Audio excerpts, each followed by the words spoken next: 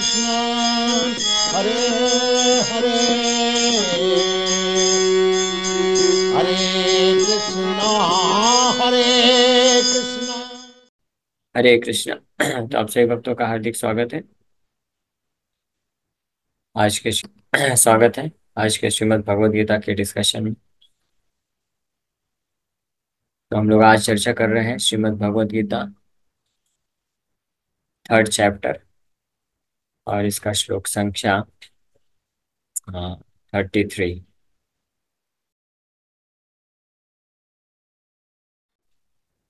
तो 32 नंबर श्लोक में हम लोग चर्चा किए थे लास्ट टाइम, जिसमें भगवान कृष्ण वर्णन कर रहे हैं। ये तु एतदभ्यसूयन्तो नानुतिष्ठन्ति मे मतम् सर्वज्ञान विमूढ़ांस्तान् विद्धि नष्टान चेतसा। तो ये दो श्लोकों में भगवान ये वर्णन कर दिए 31 और 32 नंबर श्लोक में कि जो भी भगवान के द्वारा जो आदेश हैं उनका पालन करेंगे तो उनको क्या लाभ मिलेगा, नहीं करेंगे तो क्या नुकसान होगा। और कोई एक कठिन आदेश नहीं है, भगवान कुछ छोड़ने के लिए नहीं बोल रहे हैं। भगवान बोले कि अपने सारे कर्मों को बस मेरे से जोड़ दो आप, ये रिक्वेस्ट किए हैं। अब आगे श्लोक में बता रहे हैं, आज का जो श्लोक है 33 नंबर श्लोक में, सदृशं चेष्टते स्वस्या प्रकृतिर्ज्ञानवानपि प्रकृतिं यान्ति भूतानि निग्रह किं करिष्यति। तो ये श्लोक भगवान, पहले इसका अर्थ पढ़ लेते हैं, फिर ये श्लोक क्यों बोले इसके ऊपर भी चर्चा करेंगे।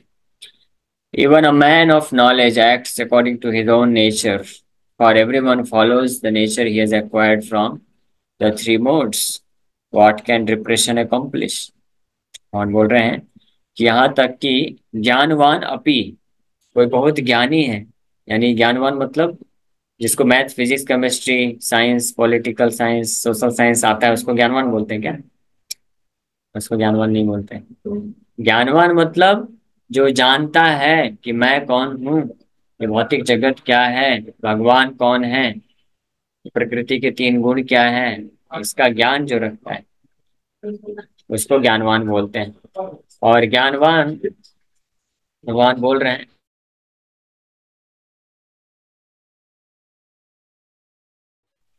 तो ज्ञानवान लोग भी जो हैं भगवान बोल रहे हैं वो भी अपने ज्ञान के बल पे प्रकृति के तीन गुणों से प्रभावित जो स्वभाव को प्राप्त किए हैं उससे अपने आप को मुक्त नहीं कर सकते।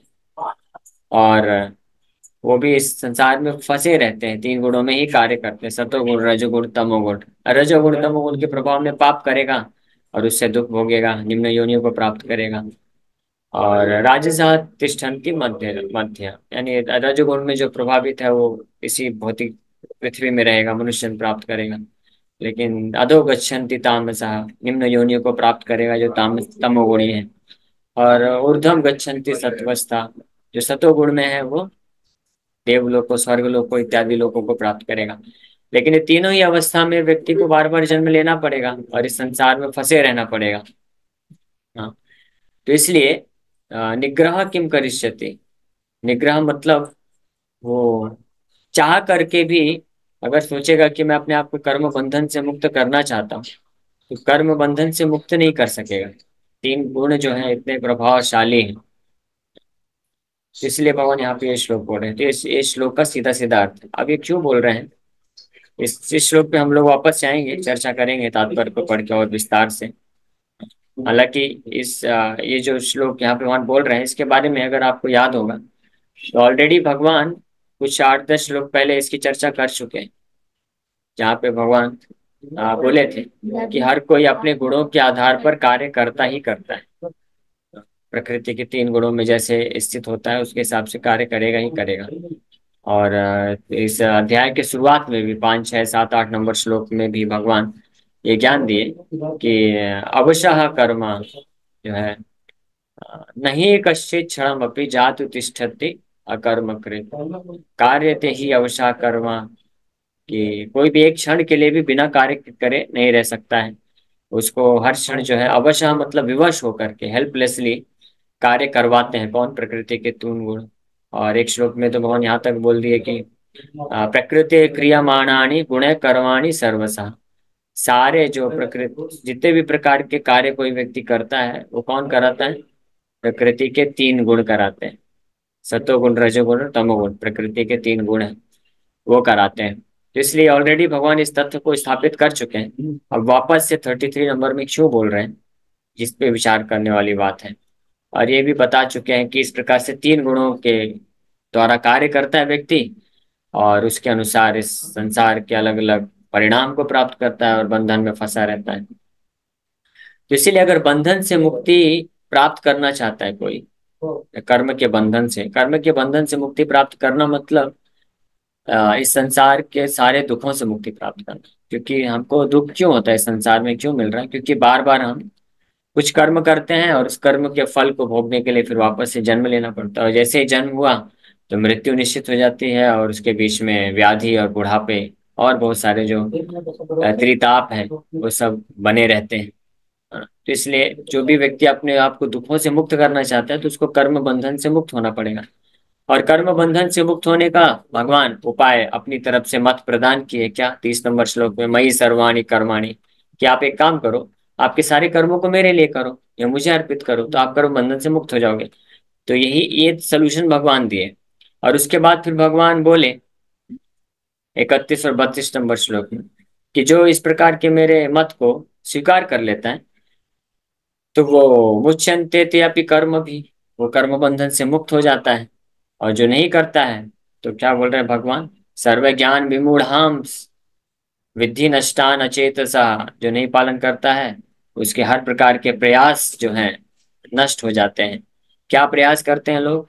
अपने आप को सुखी बनाने का, बंधन से मुक्त करने का प्रयास। लेकिन भगवान बोल रहे हैं नहीं मुक्त कर सकते कर्म बंधन से। तो फिर कोई जो है प्रश्न उठा सकता है, प्रश्न किसी के मन में आ सकता है कि नहीं मैं अपने ज्ञान के बल पे करूंगा, जैसे ज्ञानी लोग होते हैं वो लोग प्रयास करते हैं। वैदिक शास्त्र का भी पालन करने वाले दो कैटेगरी के लोग हैं, एक भक्त होते हैं और एक जो अभक्त होते हैं, जो भक्ति मार्ग नहीं स्वीकार करते हैं। वो योग साधन ज्ञान कर्म योग, योग तो कर्म योग, ज्ञान योग तो भक्ति में हो गया, लेकिन कर्म कांड ज्ञान कांड ये जो है ये इसमें बिना भक्ति के लोग प्रयास करते हैं अपने खुद से, विशेष रूप से जो मायावादी होते हैं तो भगवान की भक्ति का सहारा नहीं लेते हैं और अपने आप को कर्म के बंधन से मुक्त करके मुक्ति की अवस्था को प्राप्त करना चाहते हैं। हाँ, तो ब्रह्मा जी भी बताते हैं ऐसे लोगों के बारे में कि ये अन्य विमुक्त मानिन त्वयि अरविंदाक्ष अनादृत युष्मद अंग्रया पतंति अधा युष्मद अंग्रया अनादृता। आपके चरण कमलों का अनादर करने के कारण ऐसे लोगों का क्या होता है? वापस से वो गिर जाते हैं इस भौतिक संसार में, उनका वापस से पतन हो जाता है। हालांकि वो अपने आप को विमुक्त मानी न, सो अपने आप को सोचते हैं कि हम मुक्त हो गए, लेकिन जब तक आपके चरण कमलों का आश्रय नहीं लेंगे तो मुक्त नहीं हो सकेंगे। तो इस प्रकार से कुछ लोग हमेशा ही रहते ही हैं इस संसार में। कुछ लोग क्या, मैक्सिमम ज्यादातर लोग यही सोचते हैं कि हम अपने ज्ञान बल के माध्यम से हम अपने आप को मुक्त कर लेंगे इस भौतिक बंधन से, कर्म के बंधन से। तो उस चीज को स्टेब्लिश करने के लिए भगवान ये अब इस 33 नंबर में श्लोक में बोल रहे हैं कि अगर कोई सोचता है, अर्जुन ये भी भगवान की कृपा है, दया है। भगवान बोल रहे हैं I am the only way, यानी मेरे इंजंक्शन, मेरे मत जो है वही एकमात्र उपाय है। क्यों ऐसा बोल रहे हैं? ये भगवान की दादागिरी नहीं है, धमकी नहीं है, ये भगवान इसलिए बोल रहे हैं क्योंकि सदृशम चेष्टते स्वस्या प्रकृतेर ज्ञानवान अपि। अगर कोई मेरे मत को पालन नहीं करेगा, मेरे इंजंक्शन जो मैं बताया हूँ कि अपने सारे कर्मों को मुझ पे जोड़ते हुए समर्पित करते हुए कार्य नहीं करेगा तो कभी मुक्त नहीं हो सकता है इस बंधन से। क्यों? क्योंकि फिर उसके कर्म को प्रकृति जो है डायरेक्ट करेंगे, प्रकृति के तीन गुण डायरेक्ट करेंगे।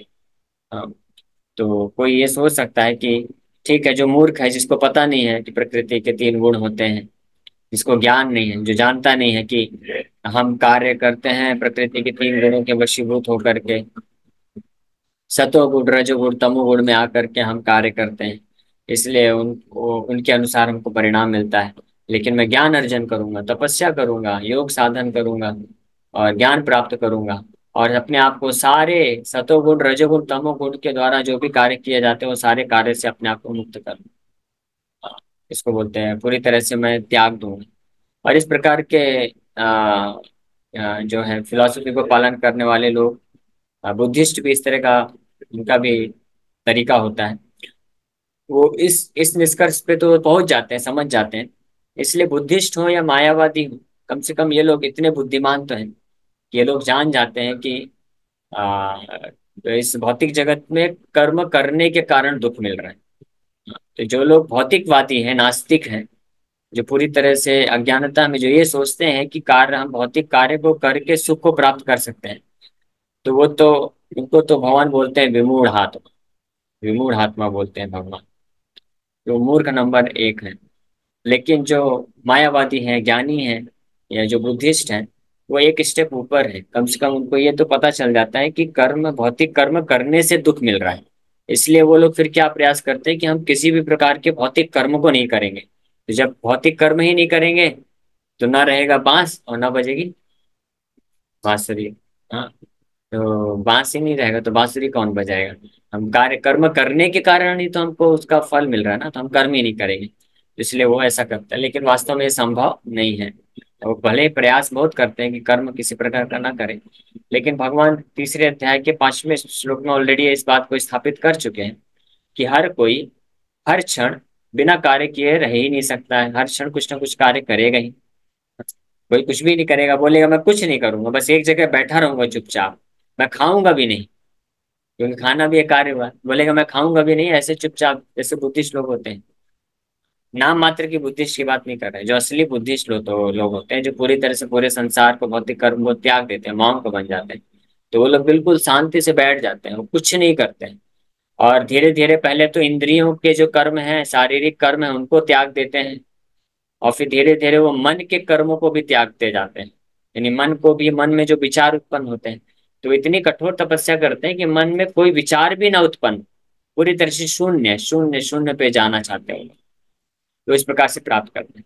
लेकिन भगवान यहाँ पे बोल रहे हैं कि वो संभव ही नहीं है, वो कर ही नहीं सकते हैं।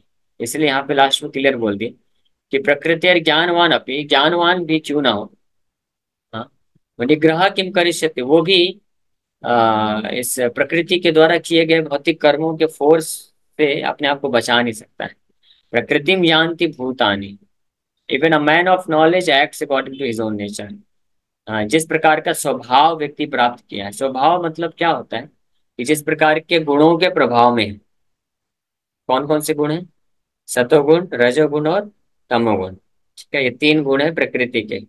दुर्गा देवी के हाथ में ये तीन गुणों रूपी रस्सी है। तो इन तीन रस्सी में से जिस तरह से बांध के रखती है दुर्गा देवी, तो जिस कोई ज्यादा सात्विक होता है तो वो शांत स्वभाव का होता है, ज्यादा उच्च स्वर में नहीं बोलता है, क्रोध नहीं करता है, प्रेम से बात करता है, उसके पास ज्ञान होता है, मन शांत होता है।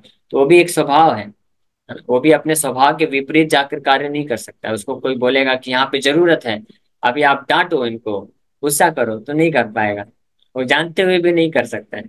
मुझे इस बात का एक्सपीरियंस है। हाँ, कि ये स्वभाव इतने पावरफुल होते हैं।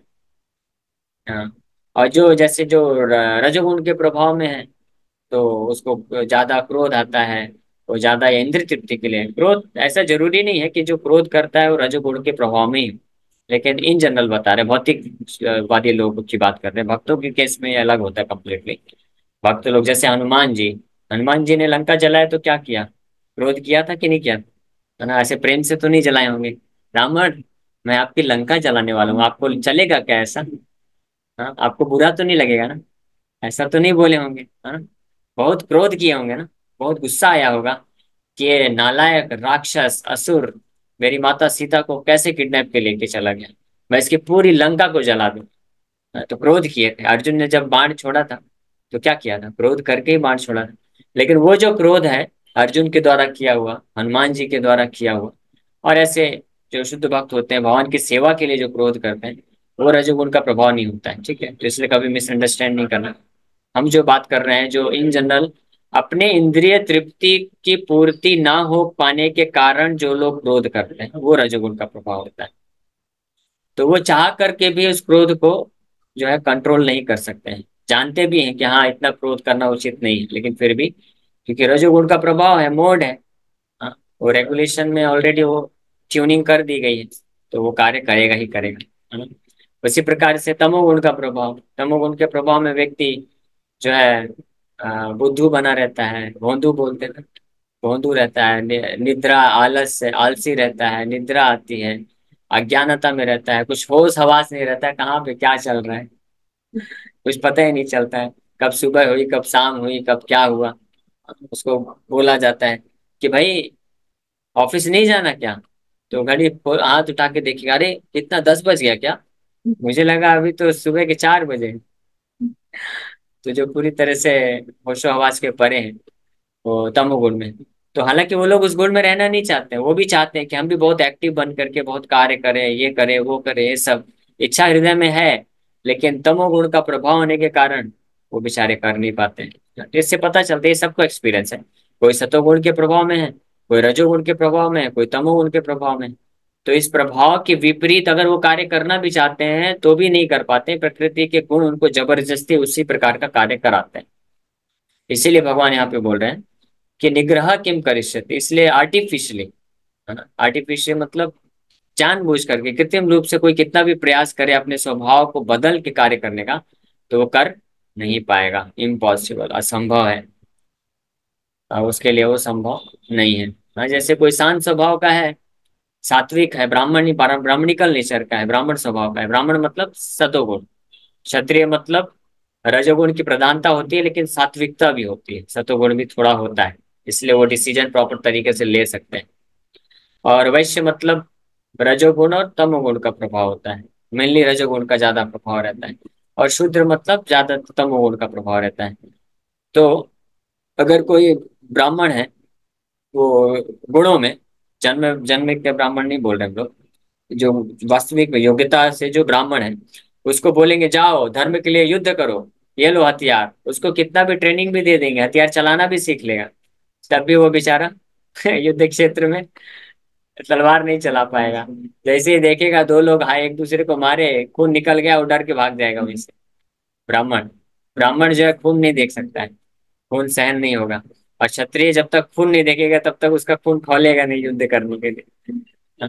ऐसा बताया गया है कि जो असली क्षत्रिय होता है ना, उसका पहचान क्या है कि जब उस पे कोई अटैक करता है, उसके मान लीजिए किसी ने तलवार से मार दिया हाथ में और कट गया और खून निकल रहा है, खून की धारा बह रही है, तब उसका उत्साह 10 गुना 100 गुना ज्यादा बढ़ जाता है और वो उत्साहित हो जाता है और उसको इतना गुस्सा आता है और वो तीव्रता से जाके फाइट करता है।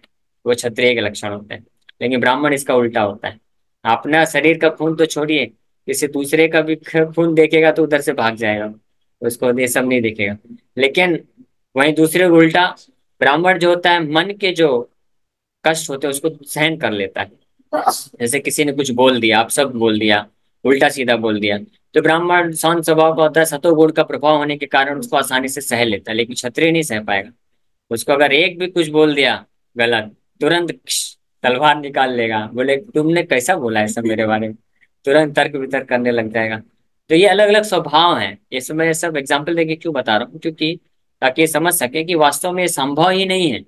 अगर कोई ब्राह्मणिकल स्वभाव का है, ब्राह्मणिकल स्वभाव मतलब सात्विक स्वभाव है, सतोगुण है, तो वो जो है लोगों से जाकर के भिड़ नहीं सकता है, युद्ध नहीं कर सकता है, तर्क वितर्क नहीं कर सकता है, क्रोध नहीं प्रकट कर सकता है। तो जहाँ पे क्रोध पकड़ने प्रकट करने की आवश्यकता है, तर्क वितर्क करने की, तर्क वितर्क मतलब शास्त्रिक तर्क वितर्क की बात नहीं कर रहे हैं, ब्राह्मण तो दक्ष होते हैं तर्क वितर्क करने में, वो अलग चीज है। तर्क वितर्क मतलब कोई जो युद्ध के लिए है, चैलेंज करना है, इस पर क्रोध को प्रकट करना है, तो ये सब कार्य ब्राह्मण नहीं कर सकता है। जबरदस्ती उसको डाल भी देंगे तो कार्य नहीं हो पाएगा, या शूद्र भी नहीं कर सकता है। शूद्र जो है स्वभाव से डरपोक होता है, भले ही शारीरिक रूप से कितना भी स्ट्रांग दिखेगा, लेकिन शूद्र को भेज देंगे लड़ाई करने के लिए तो दिखेगा तो बहुत तंदुरुस्त, लेकिन वहां से भाग जाएगा तुरंत। यही कारण है कि आर्मी में अगर शूद्रों को भर्ती कर देंगे तो उधर से भाग जाएंगे तो लोग। तो ये अलग अलग स्वभाव है, तो जो सतोगुण में है वो रजोगुण का कार्य नहीं कर सकता, रजोगुण वाला सतोगुण का कार्य नहीं कर सकता, इस तरह से वाइस वर्सा, तमोगुण रजोगुण। तो ये प्रभाव, ये गुण इतने पावरफुल हैं कि एक गुण को छोड़ करके दूसरे गुणों का भी कार्य नहीं किया जा सकता है। इसलिए भगवान आगे आगे इसी आगे आएगा, आगे बताएंगे कि स्वधर्म स्वधर्म निधनम श्रेय परधर्मो भयावह। श्रेयान स्वधर्मो विगुणः परधर्मा स्व अनुष्ठितात्। कि अपने धर्म, यहाँ पे धर्म शब्द का अर्थ है स्वभाव, जो तीन गुण से प्राप्त हुआ है। हिंदू मुस्लिम सिख ईसाई उसका तो वो तो बिल्कुल भी मतलब नहीं है यहाँ पे धर्म का। और ना ही यहाँ पे धर्म का मतलब भगवान के प्रति हमारी भक्ति से रिलेटेड है। यहाँ पे स्वधर्मो में हम लोग जब 35 नंबर श्लोक में जाएंगे तब चर्चा करेंगे। तो यहाँ पे स्वधर्म मतलब सतोगुण रजोगुण तमोगुण के अनुसार जो धर्म, जो स्वभाव हमको प्राप्त हुआ है। भगवान बोल रहे हैं जिसको जो स्वभाव मिला है तो वो उसको त्यागना नहीं चाहिए, उसके अनुरूप ही कार्य करना चाहिए। क्योंकि अगर वो प्रयास करेगा विपरीत किसी अन्य व्यक्ति के स्वभाव को, धर्म को लेकर के कार्य करने का, तो वो फंस जाएगा, वहां पे उसकी गाड़ी अटक जाएगी और उसके कारण उसका नुकसान हो जाएगा। तो ये महत्वपूर्ण चीज यहाँ पे ये है कि इसलिए बोले वहां निग्रह किम करिष्यति, कि कोई कितना भी प्रयास करे कि अपने गुणों को छोड़ करके, अपने स्वभाव के विपरीत जा करके किसी अन्य स्वभाव को अर्जन करके कार्य करने का भी, तो भी विफल हो जाएगा। तो यहाँ पे तो बात हो रही है कि तीनों प्रकार के गुणों से प्राप्त जो स्वभाव, उसको पूरी तरह से छुटकारा पा करके आध्यात्मिक स्थिति को प्राप्त करना, मुक्ति की स्थिति को प्राप्त करना, वो तो असंभव कार्य है। बिना, जब तक भगवान के जो आदेश है 30 नंबर श्लोक में दिए गए हैं, ये इसका जब तक कोई इसका पालन नहीं करता है, क्या, मयि सर्वाणि कर्माणि संन्यस्य अध्यात्म चेतसः निरास्य निर्ममो भूत्वा युद्धस्व विगताचरा। कि आपको जैसा स्वभाव मिला है, स्वभाव मतलब जैसे गुणों के अनुसार आपको प्राप्त हुआ है, शरीर मन मानसिकता, सात्विक है तो सतोगुण के अनुसार ब्राह्मण एकल नेचर है ब्राह्मण हो, या राजोगुण है तो क्षत्रिय हो, या रजोगुण तमोगुण का मिक्सचर है तो वैश्य हो, या तमोगुण है तो शूद्र है। तो जो भी स्वभाव है उसके अनुसार आप उनके अनुरूप कर्मों को मेरे लिए अर्पित करते हुए करो, तो इससे आप परम सिद्धि को प्राप्त कर लोगे। ये निष्कर्ष है। इसका बाईपास करने की कोशिश मत करो। मेरे जो इंस्ट्रक्शन है, मैं जो हमारा मेरा जो ये इंजंक्शन दिया जा रहा है, मत है, भगवान बोल रहे हैं कि उससे उसको बाईपास करके प्रयास मत करो, क्योंकि संभव नहीं हो पाएगा, तुम फेल हो जाओगे। प्रकृति के तीन गुण बहुत स्ट्रांग हैं, बहुत ही दृढ़ता पूर्वक जो है लोगों को फंसा के रखे हुए हैं। एक जन्म तो क्या, हजारों हजारों जन्म में भी महान बड़े बड़े योगी लोग उसको पार नहीं कर पाते हैं। तो इसलिए सदृशम, सदृशम मतलब अकॉर्डिंगली, चेष्टते, व्यक्ति चेष्टा करता है, प्रयास करता है, स्वस्य सा प्रकृति, प्रकृति के तीन गुणों के द्वारा जो उसका स्वभाव प्राप्त हुआ है। ज्ञानवान अपनी, चाहे कितना भी बुद्धिमान हो, प्रकृतिम यान्ति भूतानि, एवरीवन फॉलोज, यान्ति मतलब फॉलो करता है नेचर, जैसा उसका स्वभाव मिला है। इसलिए निग्रह किम करिष्यति, unless one is situated in on the transcendental platform of Krishna consciousness, he can not get free from the influence of the modes of material nature। इसके तात्पर्य हम लोग कल और विस्तार से चर्चा करेंगे थोड़ा। तो अभी यहीं पे विराम करते हैं। किसी वक्त का कोई प्रश्न है तो पूछ सकते हैं। हरे कृष्ण कृष्ण कृष्ण हरे हरे राम राम। यस, किसी का कोई प्रश्न है? किसी का कोई प्रश्न नहीं? ठीक है, मेरा प्रश्न है। मेरा प्रश्न ये है कि भगवान यहाँ पे ये क्यों बोल रहे हैं कि व्यक्ति अपने जो तीन गुणों के नेचर स्वभाव प्राप्त किया है, आ, उसमें निग्रह किम करिष्यति, वो निग्रह करके भी अपने आप को आ, नई मुक्ति को प्राप्त नहीं कर सकता है। एक क्वेश्चन आया चैट बॉक्स में, as we all are under सतोगुण रजोगुण तमोगुण, तो क्या भक्ति में आने के बाद भी हम क्या इन तीन गुणों के अंदर ही रहते हैं? तो भक्ति में जब हम आते हैं, तो जब तक हम साधना भक्ति करते हैं और शुद्ध भक्ति की स्थिति में नहीं चले जाते हैं, तब तक ये तीन गुणों का प्रभाव हमारे अंदर भी रहता है।